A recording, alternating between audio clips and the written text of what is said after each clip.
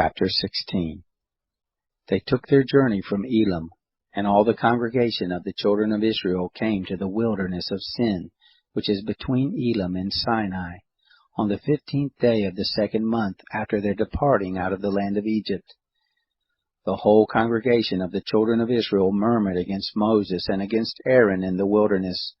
And the children of Israel said to them, "We wish that we had died by the hand of the Lord in the land of Egypt, when we sat by the flesh pots, when we ate our fill of bread. For you have brought us out into this wilderness to kill this whole assembly with hunger."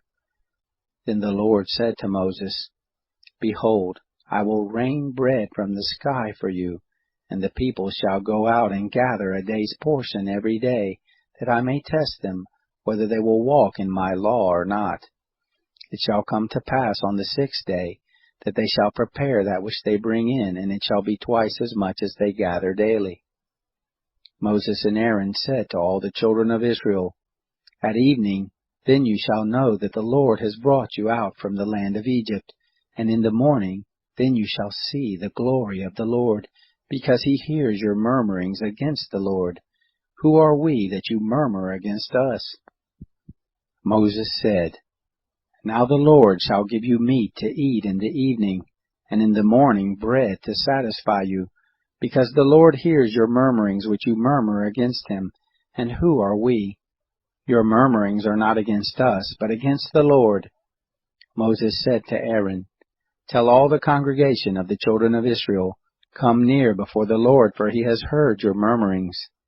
It happened, as Aaron spoke to the whole congregation of the children of Israel, that they looked toward the wilderness, and behold, the glory of the Lord appeared in the cloud. The Lord spoke to Moses, saying, "I have heard the murmurings of the children of Israel. Speak to them, saying, At evening you shall eat meat, and in the morning you shall be filled with bread, and you shall know that I am the Lord your God." It happened at evening that quail came up and covered the camp, and in the morning the dew lay around the camp. When the dew that lay had gone, behold, on the surface of the wilderness was a small round thing, small as the hoarfrost on the ground. When the children of Israel saw it, they said one to another, "What is it?" For they didn't know what it was. Moses said to them, "It is the bread which the Lord has given you to eat. This is the thing which the Lord has commanded. Gather of it every one according to his eating, an omer a head, according to the number of your persons shall you take it, every man for those who are in his tent." The children of Israel did so, and gathered some more, some less. When they had measured it with an omer, he who gathered much had nothing over, and he who gathered little had no lack. They gathered every man according to his eating. Moses said to them, "Let no one leave of it until the morning." Notwithstanding, they didn't listen to Moses, but some of them left of it until the morning, and it bred worms and became foul, and Moses was angry with them. They gathered it morning by morning, every one according to his eating. When the sun grew hot, it melted. It happened that on the 6th day they gathered twice as much bread, 2 omers for each one, and all the rulers of the congregation came and told Moses. He said to them, "This is that which the Lord has spoken. Tomorrow is a solemn rest, a holy Sabbath to the Lord. Bake that which you want to bake, and boil that which you want to boil, and all that remains over lay up for yourselves to be kept until the morning." They laid it up until the morning as Moses asked, and it didn't become foul, neither was there any worm in it. Moses said, "Eat that today, for today is a Sabbath to the Lord. Today you shall not find it in the field. 6 days you shall gather it, but on the 7th day is the Sabbath. In it there shall be none." It happened on the 7th day that some of the people went out to gather, and they found none. The Lord said to Moses, "How long do you refuse to keep my commandments and my laws? Behold, because the Lord has given you the Sabbath, therefore he gives you on the 6th day the bread of 2 days. Every one stay in his place. Let no one go out of his place on the 7th day." So the people rested on the 7th day. The house of Israel called the name of it manna, and it was like coriander seed, white, and its taste was like wafers with honey. Moses said, This is the thing which the Lord has commanded. Let an omer full of it be kept throughout your generations, that they may see the bread with which I fed you in the wilderness, when I brought you forth from the land of Egypt. Moses said to Aaron, Take a pot, and put an omer full of manna in it, and lay it up before the Lord to be kept throughout your generations. As the Lord commanded Moses, so Aaron laid it up before the testimony to be kept. The children of Israel ate the manna 40 years, until they came to an inhabited land. They ate the manna until they came to the borders of the land of Canaan. Now an omer is the 10th part of an ephah. Chapter 17. All the congregation of the children of Israel traveled from the wilderness of Sin by their journeys, according to the Lord's commandment, and encamped in Rephidim. But there was no water for the people to drink. Therefore the people quarreled with Moses and said, Give us water to drink. Moses said to them, Why do you quarrel with me? Why do you test the Lord? The people were thirsty for water there, and the people murmured against Moses and said, Why have you brought us up out of Egypt to kill us, our children and our livestock with thirst? Moses cried to the Lord, saying, What shall I do with these people? They are almost ready to stone me. The Lord said to Moses, Walk on before the people, and take the elders of Israel with you, and take the rod in your hand with which you struck the Nile, and go. Behold, I will stand before you there on the rock in Horeb. You shall strike the rock, and water will come out of it, that the people may drink. Moses did so in the sight of the elders of Israel. He called the name of the place Massah and Meribah, because the children of Israel quarreled, and because they tested the Lord, saying, Is the Lord among us or not? Then Amalek came and fought with Israel in Rephidim. Moses said to Joshua, Choose men for us and go out, fight with Amalek. Tomorrow I will stand on the top of the hill with God's rod in my hand. So Joshua did as Moses had told him, and fought with Amalek, and Moses, Aaron, and Hur went up to the top of the hill.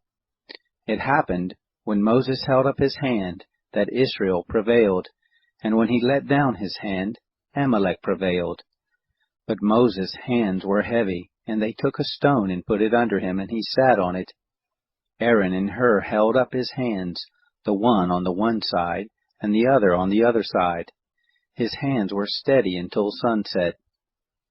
Joshua defeated Amalek and his people with the edge of the sword. The Lord said to Moses, Write this for a memorial in a book, and rehearse it in the ears of Joshua, that I will utterly blot out the memory of Amalek from under the sky. Moses built an altar, and called the name of it the Lord our banner. He said, The Lord has sworn, the Lord will have war with Amalek from generation to generation.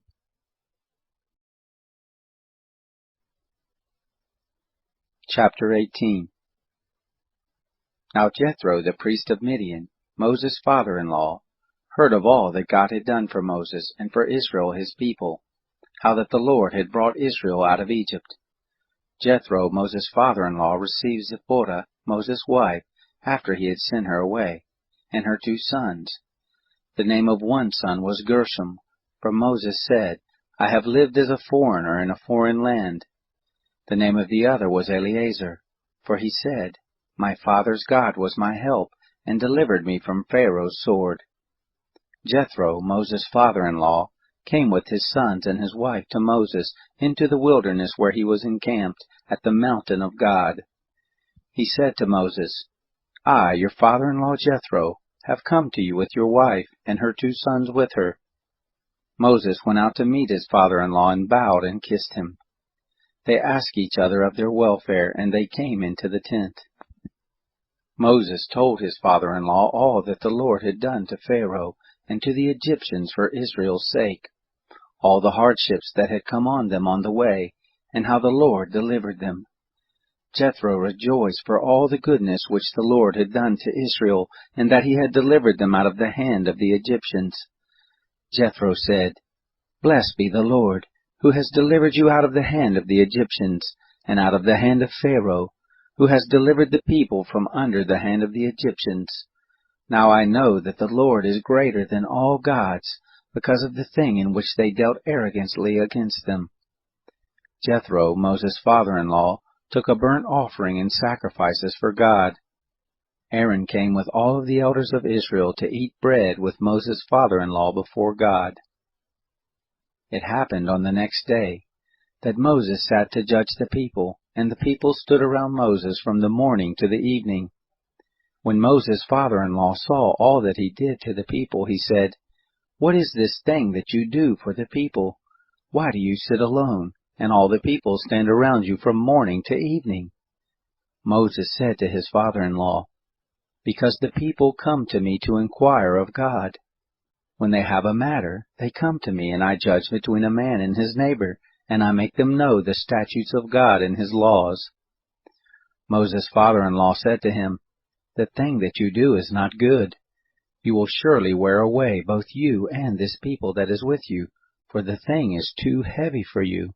You are not able to perform it yourself alone. Listen now to my voice. I will give you counsel, and God be with you. You represent the people before God, and bring the causes to God. You shall teach them the statutes and the laws, and shall show them the way in which they must walk, and the work that they must do. Moreover, you shall provide out of all the people able men, such as fear God, men of truth, hating unjust gain, and place such over them to be rulers of thousands, rulers of hundreds, rulers of 50s, and rulers of 10s. Let them judge the people at all times. It shall be that every great matter they shall bring to you, but every small matter they shall judge themselves. So shall it be easier for you, and they shall share the load with you. If you will do this thing, and God commands you so, then you will be able to endure, and all of these people also will go to their place in peace." So Moses listened to the voice of his father-in-law and did all that he had said. Moses chose able men out of all Israel, and made them heads over the people, rulers of thousands, rulers of hundreds, rulers of 50s, and rulers of 10s. They judged the people at all times. They brought the hard cases to Moses.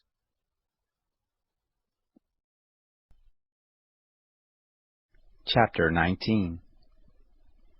In the 3rd month, after the children of Israel had gone forth out of the land of Egypt, on that same day they came into the wilderness of Sinai. When they had departed from Rephidim, and had come to the wilderness of Sinai, they encamped in the wilderness, and there Israel encamped before the mountain. Moses went up to God, and the Lord called to him out of the mountain, saying, "This is what you shall tell the house of Jacob, and tell the children of Israel. You have seen what I did to the Egyptians, and how I bore you on eagle's wings, and brought you to myself. Now therefore, if you will indeed obey my voice, and keep my covenant, then you shall be my own possession from among all peoples, for all the earth is mine. And you shall be to me a kingdom of priests, and a holy nation. These are the words which you shall speak to the children of Israel." Moses came and called for the elders of the people, and set before them all these words which the Lord commanded him. All the people answered together and said, "All that the Lord has spoken we will do." Moses reported the words of the people to the Lord. The Lord said to Moses, "Behold, I come to you in a thick cloud, that the people may hear when I speak with you, and may also believe you forever." Moses told the words of the people to the Lord. The Lord said to Moses, "Go to the people and sanctify them today and tomorrow, and let them wash their garments, and be ready against the 3rd day, for on the 3rd day the Lord will come down in the sight of all the people on Mount Sinai. You shall set bounds to the people round about, saying, 'Be careful that you don't go up onto the mountain, or touch its border. Whoever touches the mountain shall surely be put to death. No hand shall touch him, but he shall surely be stoned, or shot through. Whether it is animal or man, he shall not live. When the trumpet sounds long, they shall come up to the mountain.'"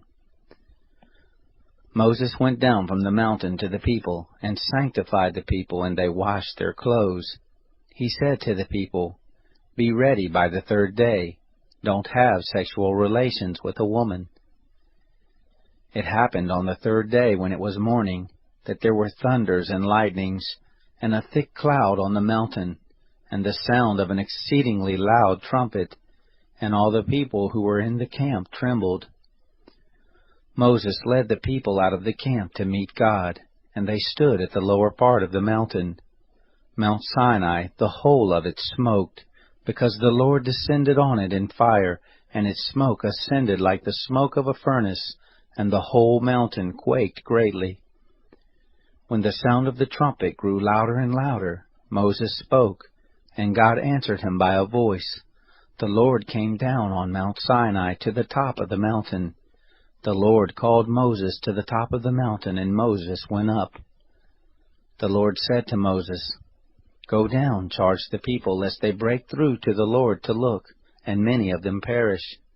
Let the priests also who come near to the Lord sanctify themselves, lest the Lord break forth on them."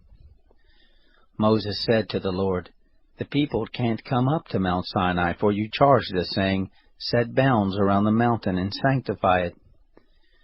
The Lord said to him, "Go down, and you shall bring Aaron up with you, but don't let the priest and the people break through to come up to the Lord, lest he break forth on them." So Moses went down to the people and told them. Then Jesus spoke to the multitudes and to his disciples, saying, "The scribes and the Pharisees sat on Moses' seat. All things therefore whatever they tell you to observe, observe and do, but don't do their works, for they say and don't do. For they bind heavy burdens that are grievous to be borne, and lay them on men's shoulders, but they themselves will not lift a finger to help them. But all their works they do to be seen by men. They make their phylacteries broad, enlarge the fringes of their garments, and love the place of honor at feast, the best seats in the synagogues, the salutations in the marketplaces, and to be called Rabbi, Rabbi by men. But don't you be called Rabbi, for one is your teacher, the Christ, and all of you are brothers. Call no man on the earth your father, for one is your Father, he who is in heaven. Neither be called masters, for one is your Master, the Christ. But he who is greatest among you will be your servant. Whoever will exalt himself will be humbled, and whoever will humble himself will be exalted. Woe to you, scribes and Pharisees, hypocrites! For you devour widows' houses, and as a pretense you make long prayers. Therefore you will receive greater condemnation. But woe to you, scribes and Pharisees, hypocrites! Because you shut up the kingdom of heaven against men. For you don't enter in yourselves, neither do you allow those who are entering in to enter. Woe to you, scribes and Pharisees, hypocrites! For you travel around by sea and land to make one proselyte, and when he becomes one, you make him twice as much a son of Gehenna as yourselves. Woe to you, you blind guides who say, "Whoever swears by the temple, it is nothing, but whoever swears by the gold of the temple, he is obligated." You blind fools! For which is greater, the gold or the temple that sanctifies the gold? Whoever swears by the altar, it is nothing, but whoever swears by the gift that is on it, he is obligated. You blind fools! For which is greater, the gift or the altar that sanctifies the gift? He therefore who swears by the altar swears by it, and by everything on it. He who swears by the temple swears by it, and by him who is living in it. He who swears by heaven swears by the throne of God, and by him who sits on it. Woe to you, scribes and Pharisees, hypocrites! For you tithe mint, dill, and cumin, and have left undone the weightier matters of the law, justice, mercy, and faith. But you ought to have done these, and not to have left the other undone. You blind guides, who strain out a gnat, and swallow a camel. Woe to you, scribes and Pharisees, hypocrites! For you clean the outside of the cup and of the platter, but within they are full of extortion and unrighteousness. You blind Pharisee, first clean the inside of the cup and of the platter, that the outside of it may become clean also. Woe to you, scribes and Pharisees, hypocrites! For you are like whitened tombs, which outwardly appear beautiful, but inwardly are full of dead men's bones, and of all uncleanness. even so you also outwardly appear righteous to men, but inwardly you are full of hypocrisy and iniquity. Woe to you, scribes and Pharisees, hypocrites! For you build the tombs of the prophets, and decorate the tombs of the righteous, and say, If we had lived in the days of our fathers, we wouldn't have been partakers with them in the blood of the prophets. Therefore you testify to yourselves that you are sons of those who killed the prophets. Fill up then the measure of your fathers. You serpents, you offspring of vipers, how will you escape the judgment of Gehenna? Therefore, behold, I send to you prophets, wise men and scribes. Some of them you will kill and crucify, and some of them you will scourge in your synagogues and persecute from city to city, that on you may come all the righteous blood shed on the earth, from the blood of righteous Abel to the blood of Zechariah, son of Berechiah, whom you killed between the sanctuary and the altar. Most assuredly, I tell you, all these things will come upon this generation. Jerusalem, Jerusalem, who kills the prophets and stones those who are sent to her. How often would I have gathered your children together, even as a hen gathers her chickens under her wings, and you would not. Behold, your house is left to you desolate. For I tell you, you will not see me from now on until you say, Blessed is he who comes in the name of the Lord.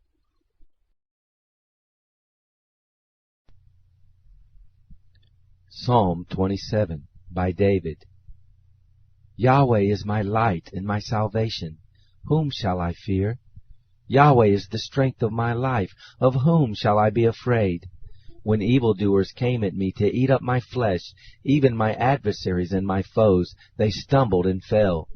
Though a host should encamp against me, my heart shall not fear. Though war should rise against me, even then I will be confident. One thing I have asked of Yahweh, that I will seek after, that I may dwell in the house of Yahweh all the days of my life, to see Yahweh's beauty, and to inquire in his temple. For in the day of trouble he will keep me secretly in his pavilion. In the covert of his tent he will hide me. He will lift me up on a rock. Now my head will be lifted up above my enemies around me. I will offer sacrifices of joy in his tent. I will sing, yes, I will sing praises to Yahweh. Hear, Yahweh, when I cry with my voice. Have mercy also on me and answer me. When you said, Seek my face, my heart said to you, I will seek your face, Yahweh. Don't hide your face from me. Don't put your servant away in anger. You have been my help. Don't abandon me, neither forsake me, God of my salvation. When my father and my mother forsake me, then Yahweh will take me up. Teach me your way, Yahweh. Lead me in a straight path because of my enemies.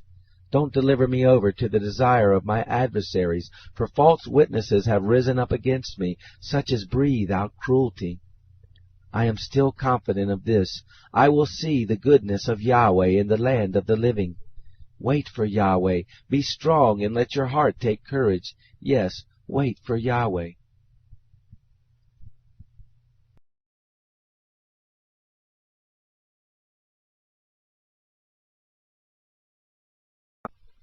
My son, keep your father's commandment, and don't forsake your mother's teaching. Bind them continually on your heart, tie them around your neck. When you walk, it will lead you. When you sleep, it will watch over you. When you awake, it will talk with you. For the commandment is a lamp, and the law is light. Reproofs of instruction are the way of life, to keep you from the immoral woman, from the flattery of the wayward wife's tongue. Don't lust after her beauty in your heart, neither let her captivate you with her eyelids. For a prostitute reduces you to a piece of bread. The adulteress hunts for your precious life. Can a man scoop fire into his lap, and his clothes not be burned? Or can one walk on hot coals, and his feet not be scorched? So is he who goes into his neighbor's wife. Whoever touches her will not be unpunished. Men don't despise a thief, if he steals to satisfy himself when he is hungry. But if he is found, he shall restore 7 times. He shall give all the wealth of his house. He who commits adultery with a woman is void of understanding. He who does it destroys his own soul. He will get wounds and dishonor. His reproach will not be wiped away. For jealousy arouses the fury of the husband. He won't spare in the day of vengeance. He won't regard any ransom, neither will he rest content, though you give many gifts.